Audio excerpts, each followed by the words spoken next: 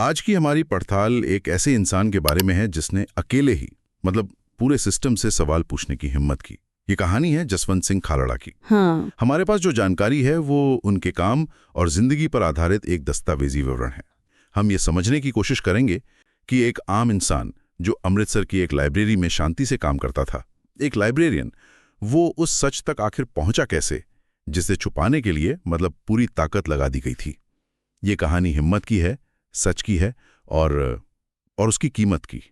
चलिए इस कहानी की परतों को खोलते हैं। और इस कहानी को समझने के लिए हमें 1980 और 90 के दशक के पंजाब को समझना होगा। वो एक बहुत ही मुश्किल दौर था। एक तरफ चरमपंथ था और दूसरी तरफ उसे दबाने के लिए हो रही सरकारी कार्रवाइयां। इस पूरी उथल पुथल के बीच फर्जी मुठभेड़ और लोगों के गायब हो जाने की बातें आम थी, लेकिन ये ज्यादातर अफवाहों या आरोपों की शक्ल में थी। कोई ठोस सबूत नहीं था। और इसी माहौल में जसवंत सिंह खालड़ा ने कुछ ऐसा खोज निकाला जो सरकारी रजिस्टरों में सबके सामने था, पर जिसे कोई देख नहीं रहा था। एक लाइब्रेरियन, सच कहूं तो ये पहलू मुझे सबसे ज्यादा हैरान कर रहा है।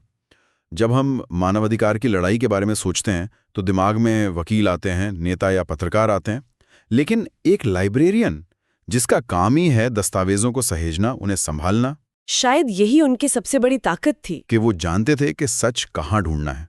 तो ये सब शुरू कैसे हुआ? देखिए, ये किसी एक घटना से शुरू नहीं हुआ। ये धीरे धीरे हुआ।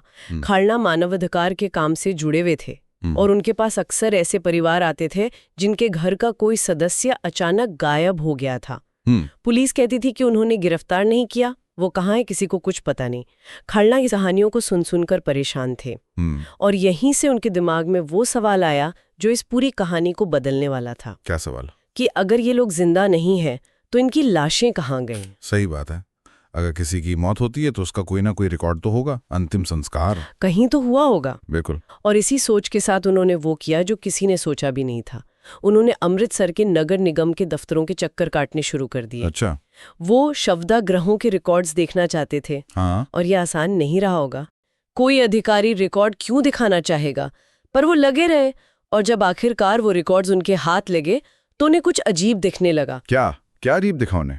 रिकॉर्ड्स में कुछ नामों के आगे लावारिस या अज्ञात लिखा था। अब ये तो सामान्य बात है, ऐसा होता है। लेकिन फिर उन्होंने देखा कि ऐसे नामों की संख्या कुछ ज्यादा ही थी। एक साल में 10, फिर 50, फिर सैकड़ों। और ये पैटर्न हर शवदाग्रह में दिख रहा था। उन्हें समझ आ गया कि यहाँ कुछ बहुत बड़ी गड़बड़ है। मतलब ये सिर्फ प्रशासनिक लापरवाही नहीं हो सकती? नहीं, बिल्कुल नहीं। तो उन्होंने इन लावारिस नामों की गहराई से जांच शुरू की। हाँ, और यही से उनकी लाइब्रेरियन वाली काबिलियत काम आई। उन्होंने उन लावारिस लाशों के अंतिम संस्कार की तारीखों का मिलान लोगों के गायब होने की तारीखों से करना शुरू किया। अच्छा। उन्होंने पुलिस रिकॉर्ड से उन लोगों की लिस्ट निकाली जिन्हें गिरफ्तार करने की बात तो दबी जुबान में मानी जाती थी, पर जो कभी अदालत में पेश नहीं हुए। और फिर एक भयानक तस्वीर सामने आने लगी। कई मामलों में जिस व्यक्ति को पुलिस ने उठाया था, उसके कुछ ही दिनों बाद पास के किसी शमशान घाट में एक अज्ञात शव का अंतिम संस्कार कर दिया गया था। हम 1 मिनट, इसका मतलब तो ये है कि पुलिस किसी को गिरफ्तार करती है और फिर उसी व्यक्ति का अंतिम संस्कार अज्ञात बताकर कर देती है। और जब खालड़ा ने अमृतसर जिले के सिर्फ 3 शवदाह गृहों के रिकॉर्ड्स को पूरी तरह खंगाला, तो जो आंकड़ा सामने आया उसने सबको हिला कर रख दिया। हजारों की संख्या में ऐसे अंतिम संस्कार हुए थे। हजारों में? हाँ, उनके शोध के मुताबिक पूरे पंजाब में ये संख्या 25,000 तक हो सकती थी। 25,000? 25,000! सोचकर देखिए, ये सिर्फ एक आंकड़ा नहीं है, ये 25,000 परिवार हैं जो शायद सालों तक इस उम्मीद में जीते रहे कि उनका अपना एक दिन घर लौटेगा। और खालड़ा ने ये सब सरकारी दस्तावेजों से साबित कर दिया। उन्होंने कोई आरोप नहीं लगाया, उन्होंने सरकारी रिकॉर्ड ही सरकार के सामने रख दिए। यही इस खोज का सबसे शक्तिशाली पहलू था। इसने अंतर्राष्ट्रीय मंच पर भारत की छवि को सीधे तौर पर प्रभावित किया। इससे पहले तक ऐसी बातें अक्सर अफवाह मानी जाती थीं, लेकिन खायड़ा ने सरकारी दस्तावेजों से ये साबित कर दिया। उन्होंने आरोपों को सबूत में बदल दिया। हाँ, और यही सबसे बड़ा फर्क था। उन्होंने बताया कि कैसे सिस्टम अपनी ही कागजी कार्रवाई में फंस गया था। हर लावारिस लाश के अंतिम संस्कार के लिए पुलिस को एक सर्टिफिकेट लेना पड़ता था, लकड़ियों का भुगतान रसीद से होता था। उन्होंने इन रसीदों को भी सबूत के तौर पे पेश किया। और जब आप इस तरह सिस्टम की नब्ज पर हाथ रखते हैं तो सिस्टम पलटकर जवाब भी देता है, और बहुत बेरहमी से। जैसे जैसे खाड़ला का काम दुनिया के सामने आने लगा, उन पर दबाव बढ़ने लगा। फोन पर धमकियां, दोस्तों और रिश्तेदारों ने उन्हें समझाने की कोशिश की कि वो अपनी जान खतरे में डाल रहे हैं, उन्हें ये सब छोड़ देना चाहिए। लेकिन वो रुके नहीं। हमारे पास जो स्रोत है उसमें उनका एक बहुत ही दमदार बयान है। उन्होंने कहा था, अगर मैं आज चुप रहा तो इतिहास मुझे माफ नहीं करेगा। ये सिर्फ कुछ शब्द नहीं है, ये उनके पूरे चरित्र को बयां करते हैं। सोचिए, उनके सामने दो रास्ते थे। एक कि वो ये सारे सबूत किसी बड़ी संस्था या मीडिया को देकर खुद पीछे हट जाते, एक सुरक्षित जिंदगी जीते। और दूसरा रास्ता था इस लड़ाई का चेहरा बनना, और वो जानते थे कि इस रास्ते पर मौत का खतरा है। उन्होंने दूसरा रास्ता चुना।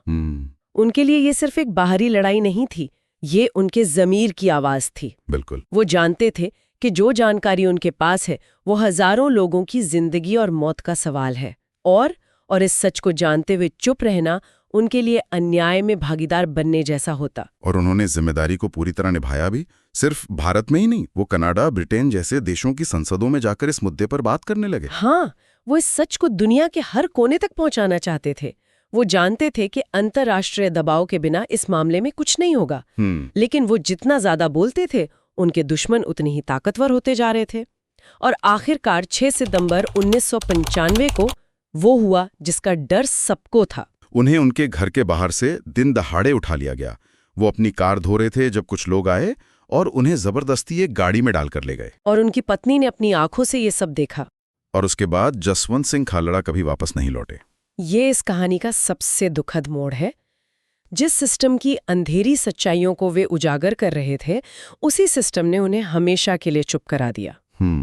उनका इस तरह गायब हो जाना अपने आप में उस सच्चाई का सबसे बड़ा और कह सकते हैं जीवित सबूत बन गया जिसके लिए वो लड़ रहे थे। ये क्रूर विडंबना थी।